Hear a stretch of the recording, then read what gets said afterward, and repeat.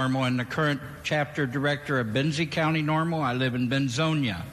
I'm 67 years old, and for 48 years of my life, I have grown and consumed cannabis as a natural plant.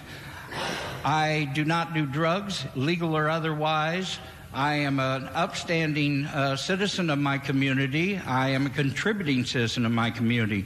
My question is, what's it going to take to convince people like our fine sheriff and our fine prosecutor up here that folks like myself are not criminals and that we are not out there creating anarchy? What's it going to take to convince you that this plant is just that? It's a plant created by God. It's not a drug, and I am not an addict. What's from the earth is of the greatest worth, my friend.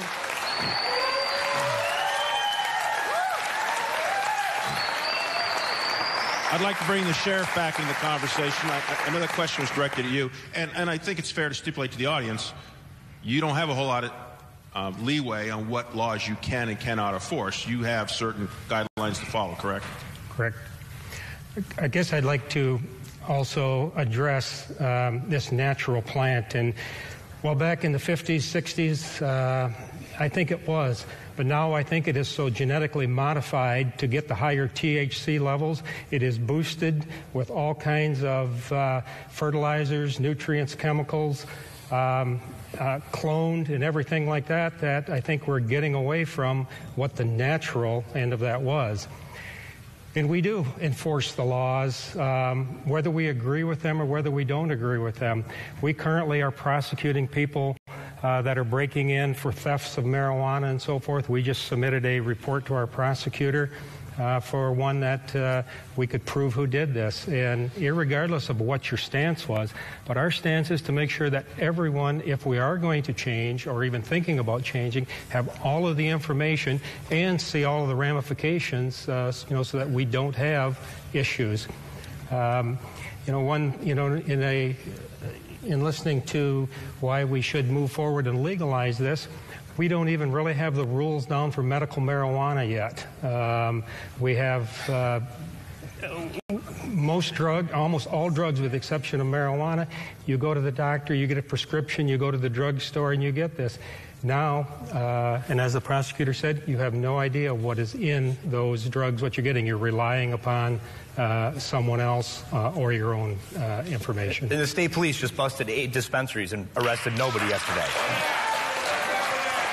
So I want to bring the representative back in the conversation, and let's stick with the law enforcement theme for just a moment, because there's a bit of a growing movement in the country about reducing incarceration in general in this country. Assuming that's a correct approach, one of the arguments is that there are lower-level drug crimes in which people are being incarcerated, and that's perhaps unnecessary. Assuming that's correct, what is your position on this? Does this benefit society to legalize a product like this so we're having fewer people behind bars? Well, last year, approximately 750,000 people were arrested in the United States of America for small-time possession. That strikes me as a huge waste of time. Here in the state of Michigan, we spend about $300 million a year at the state and local level arresting and trying and prosecuting people for marijuana, and it's just an incredible expenditure of money.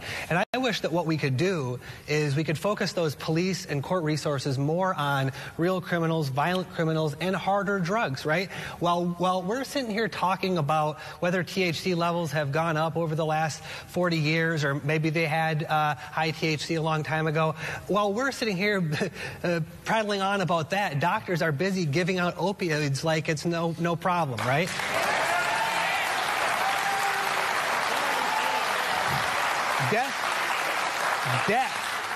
Death from opiates is way, way, way up. And no one has ever died from overdosing on marijuana. It's not possible. And so why are we applying so much time, energy, and money towards trying to control marijuana when we've got such bigger problems out there? And it's an agricultural product. It can stimulate the economy. This is a plant. We are an economy that is driven by our agriculture industry. Okay? $55 million of the $110 million we get is from cash crops. This is a plant that grows like corn, like heirloom tomatoes, like any other thing. And if we properly regulate it and we generate revenue, I see no reason that we need to continue the prohibition of this.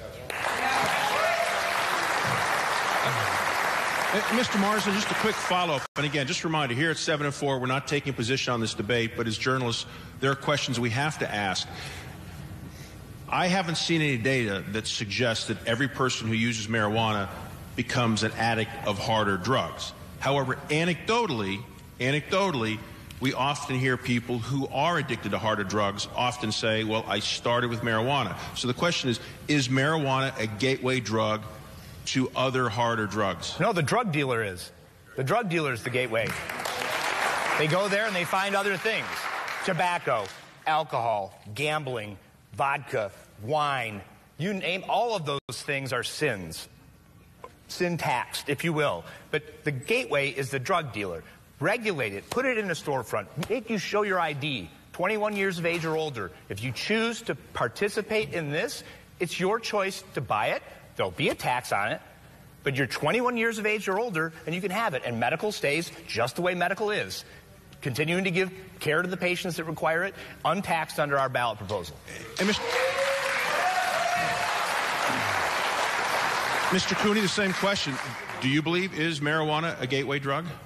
Well, what I can tell you is that in our circuit court, we sentence or the judge sentences people every Friday. You can go up and you can see what the cases are and what the sentences are that are being handed out. And we review a pre-sentence investigation report in all of those felony cases.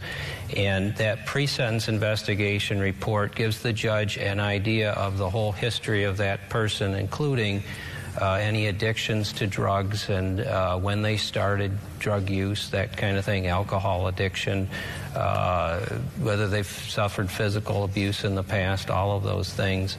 And what I will tell you, and this is anecdotal, but I will tell you that there is a common thread among those reports. And we see a very high number of people going through our circuit court on felony convictions that have marijuana in their history, and it usually starts with the marijuana and it goes on to something like heroin or cocaine. Now, I will agree.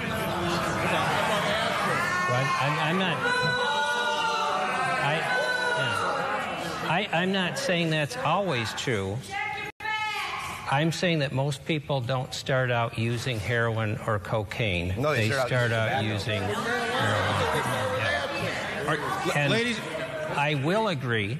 I will agree. The studies show that the addiction rate for marijuana is substantially lower than for those drugs and even alcohol. I think they put it at about 10% of individuals who are adults that try it will become addicted. But it's about 1 in every 6 kids who try it that will become addicted, which is one of the concerns that I have. And what I'll tell you is, I don't have I don't know myself what the best solution is as far as legislation. What I'm in favor of is legislation that best protects public safety and health, and legislation that is based on science. And, you've talked about this just being a plant. But, going back to what the sheriff said, back in the 1960s, the THC level in marijuana was below 1%. Okay? 3.1% beer in Colorado. By about 1999, that was up to about 4.76%. And now the current average in the United States is 11.4, 11.47, something like that. In Colorado, after they made recreational marijuana legal, that number has skyrocketed to 28%. Well, I can buy a 17% alcohol by volume beer. that's brewed in this state, that's made with tax incentives to local microbreweries and other places. I mean, percentages, if you're an adult and you're 21 and you want to drink a 17% alcohol by volume beer, or you want to smoke a certain strand of marijuana, it's your choice to go there and buy it and show your ID and purchase it. Or do a dab. We'll leave this part of the conversation. I suspect we may return it this evening. I want to get back to more of our viewer questions, and I would ask the audience here to please show courtesy to our panelists, even if you disagree with them. Please do not shout out or shout them down or yell things out. Let's show them the courtesy and respect they deserve for taking time to be here. And, sir, if you would tell us who you are, where you live, and what is your question? I'm Scott Peters. I'm from Rapid City, Michigan. And my question is this. The Medical Marijuana Act of 2008 was a voter-initiated law. You guys that are sitting on the panel 3 are voter-initiated people.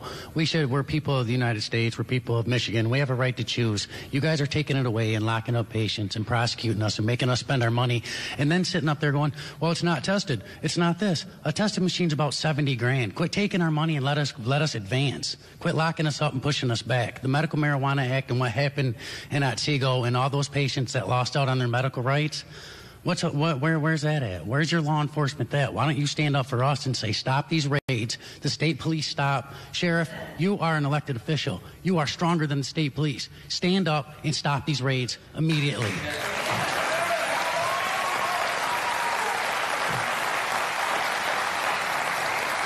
Mr. Marsden, Representative Irwin has co-sponsored legislation, but as this gentleman addressed, is the better way just to put it to a referenda so the voters get a chance to make a decision? We are in a representative government, but in an issue like this, should the voters have the final say?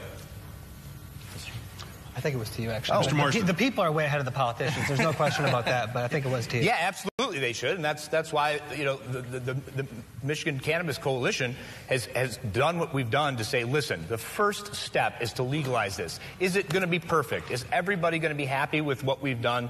Probably not. But you know what? We're going to get it legalized, and then we can build on that. We can take the Michigan Cannabis Control Board, which has 5 members, 3 from the agriculture community, 2 at large. Let them help us shape the future of this legalization process. But until we all come together, despite our differences on the medical side and on the recreational side, let's legalize this and move forward and do 2 things. 1, give you the right to choose if you want to participate with marijuana, and 2, generate some revenue for the state of Michigan that's not coming out of your tax, that you're not being taxed for unless you choose to use it. And Mr. Marsden, one quick follow-up. There are at least 3 coalitions that I'm aware of. One, mine, that's been submitted. But what are some of the significant differences in the approaches of the different groups who are looking at bringing in referenda or legislative approach to this? We're trying to draft. We have drafted something that is free market. If you would like to cultivate marijuana, you can apply for a license to cultivate.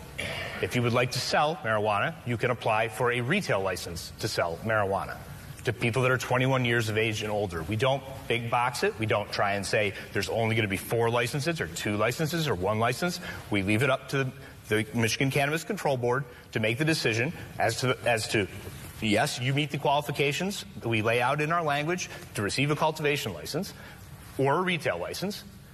We make sure we set guidelines that allows the legislature to make a decision on what they should be taxing this at, so as not to create a black market, but also generate revenue that can go to 3 very specific areas: education, public health, and public safety, all of which I think we can agree the state could use some more revenue for.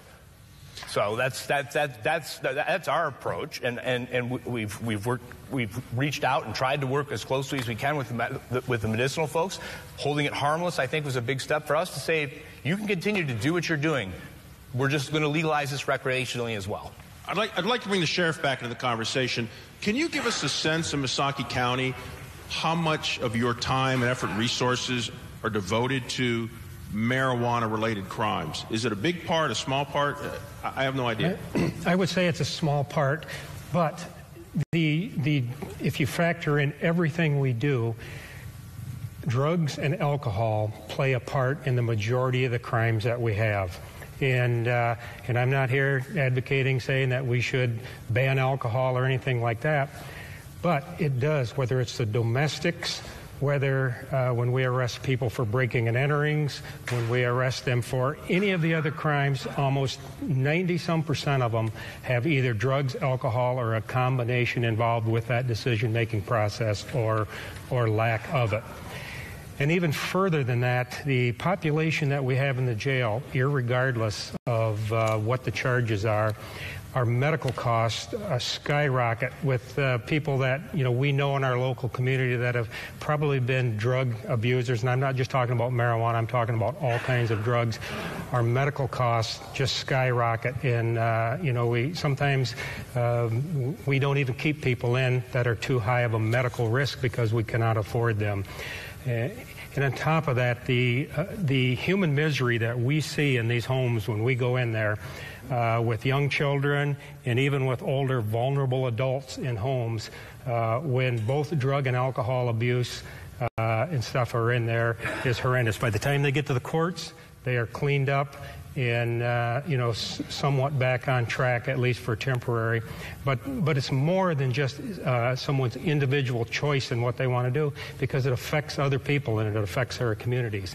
And like the prosecutor said, our goal is to keep everyone safe, irregardless of your views, on this position. Before I check with Mark and Kristen, I want to get one more audience member question in. Please tell us who you are, where do you live, and what is your question? Thank you. My name's Sharmi Golson. I live in Ann Arbor, and I'm the founder of Michigan Moms United. I'm also a former staff writer for LEAP, Law Enforcement Against Prohibition. And those are cops and judges and prosecutors who work to end the failed drug war. So I understand and respect your confusion for both the sheriff and the prosecutor when you were asked whether or not you think the drug war is a failed public policy. You'll get there. You're really close. I can see it. And I so appreciate you being here and your honesty.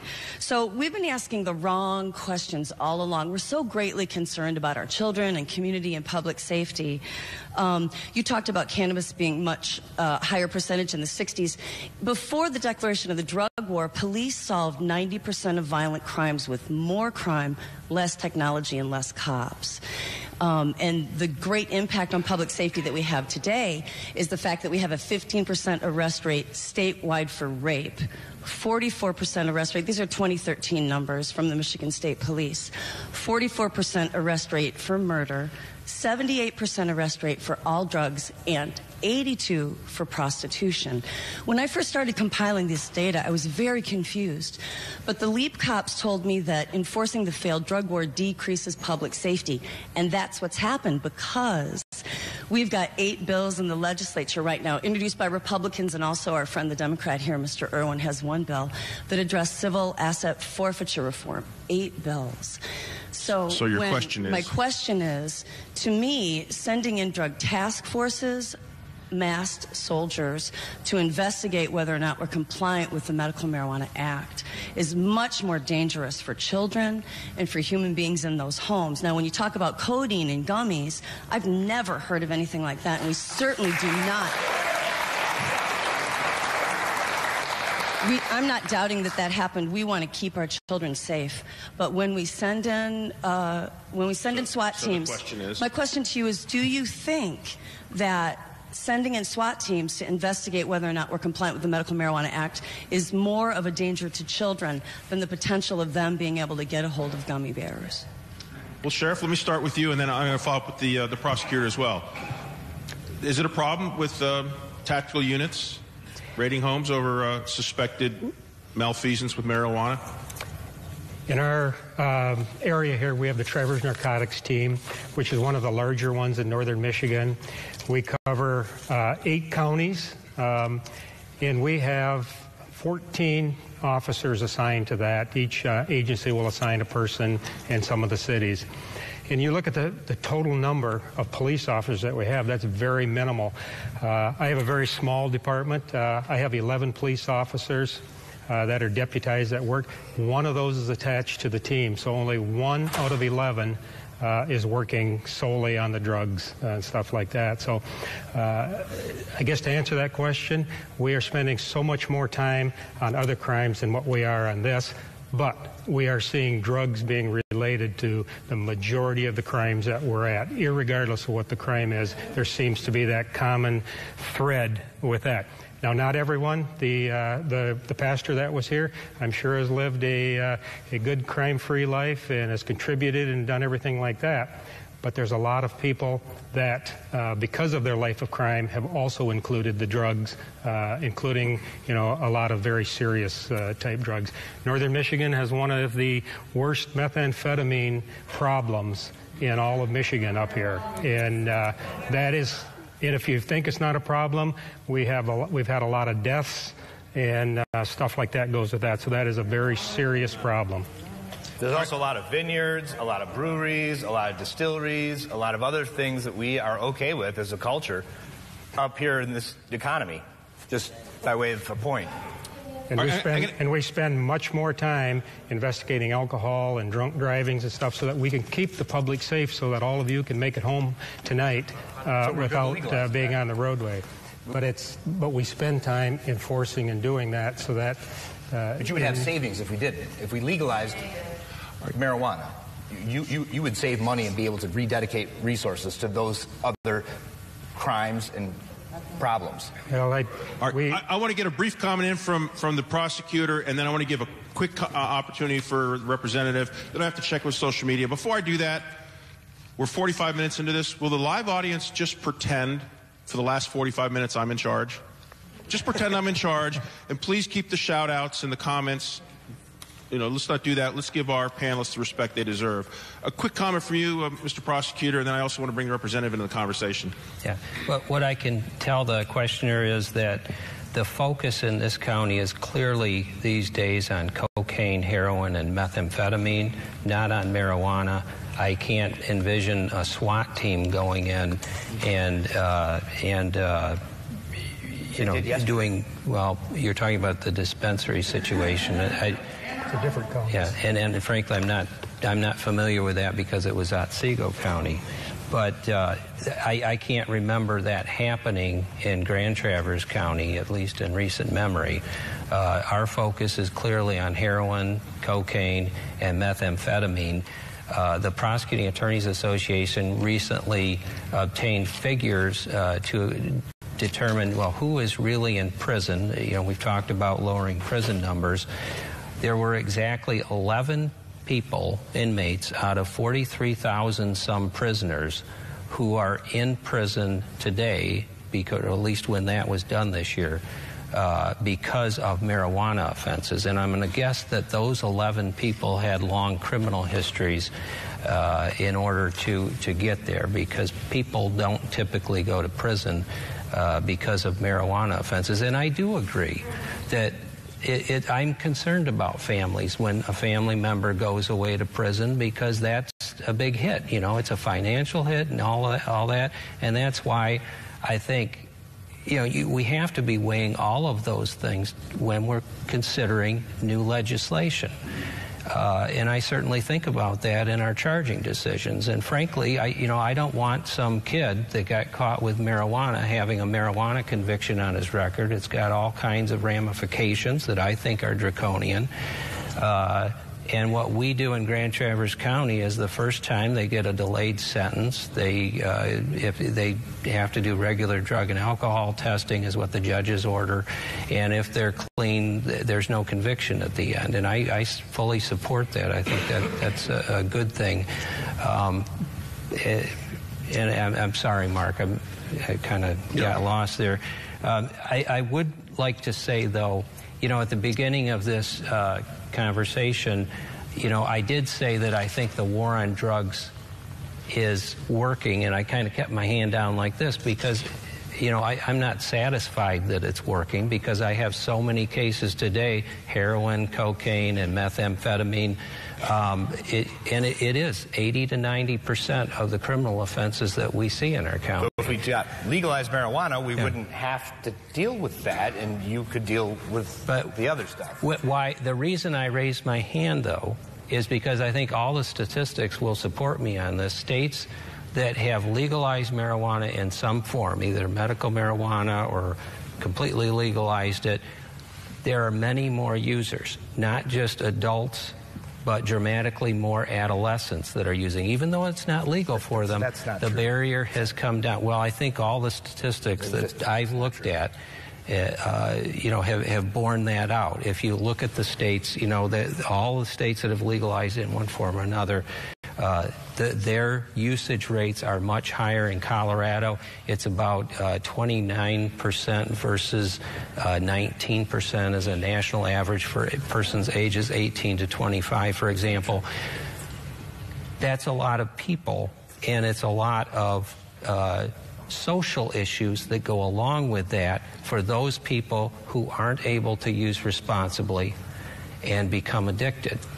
All right, well, why don't we leave it there on this line of comments at the moment, because I have to check with our social media, and I'll get back to the representative in a moment, because the producers tell me that social media is blowing up right now with people who want to weigh in on the discussion. So let's check in with Mark and Kristen. What do you have for us? All right, thanks a lot, Mark. Well, just like our audience here, social media is kind of divided. There are clearly people that are in support of legalization, clearly those opposed to it. There are people like Paige, who reached out to us on Twitter using the hashtag #YourVoiceYourFuture. She says, everything has the ability to be misused. The gateway to other substances exists solely in our decisions.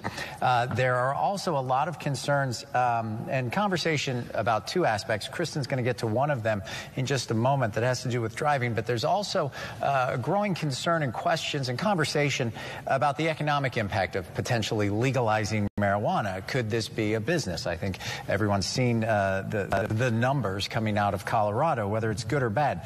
Diane on our Facebook page posted part of her comments were, I don't want money to drive decisions, but what is healthy and good. As far as taxation and the money, we have a lot of taxation in the lottery to drive our money revenue, and I don't see that helping us. We see that soda, cigarettes, fast food, and processed foods are killing us as Americans. It costs all of us because of these horrible products. We need to wake up.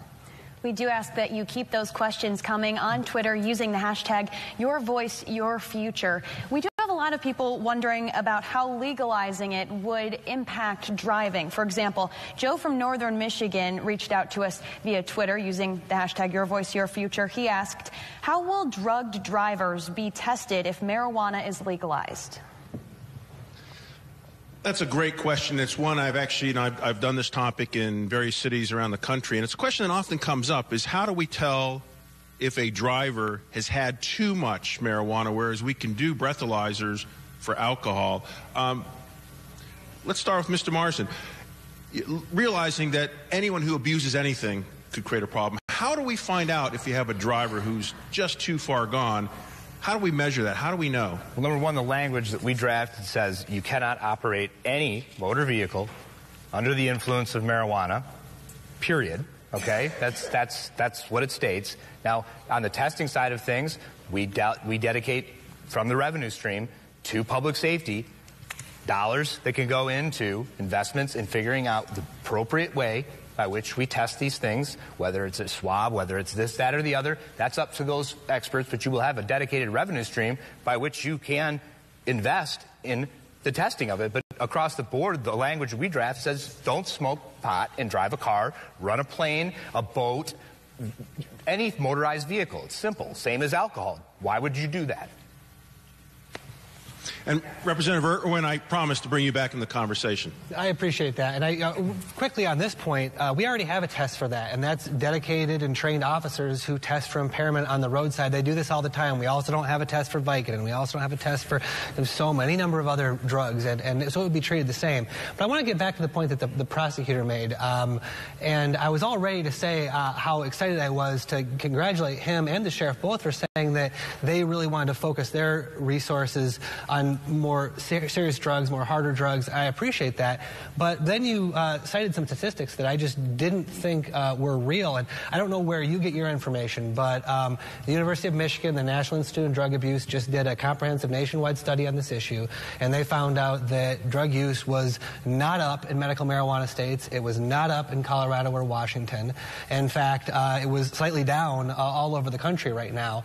And that lines up with what we've learned from Europe and from from other places where communities that have decriminalized or legalized have the same rates of drug use as other places. But what we have learned about medical marijuana states is you see a surprising but significant 15% drop in drunk driving accidents and drunk driving fatalities. So that's a really interesting statistic that I think we should be talking about. You know, but gosh, these drug task forces, one of the big problems with those I just wanted to touch on just briefly is that, you know, when you've got a SWAT team out there or a drug task force and they go and they raid a medical marijuana dispensary, there's money, there's computers, there's cars, there's all sorts of stuff to auction off and put into your budget. But when you raid a meth lab, it's just a mess and a problem. And I'm really concerned that there are laws that allow government to take people's property without charging them or convicting them, create some insidious incentives that drive some law enforcement officials to make bad prioritizations and to go after medical marijuana patients rather than going after